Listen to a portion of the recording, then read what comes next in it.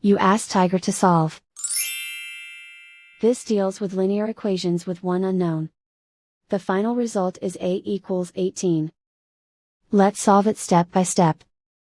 Swap sides. Isolate the a. Divide both sides by -6. Cancel out the negatives. Simplify the fraction. Cancel out the negatives.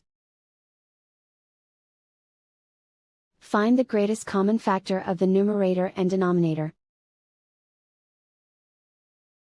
Factor out and cancel the greatest common factor. And so the final result is a equals 18.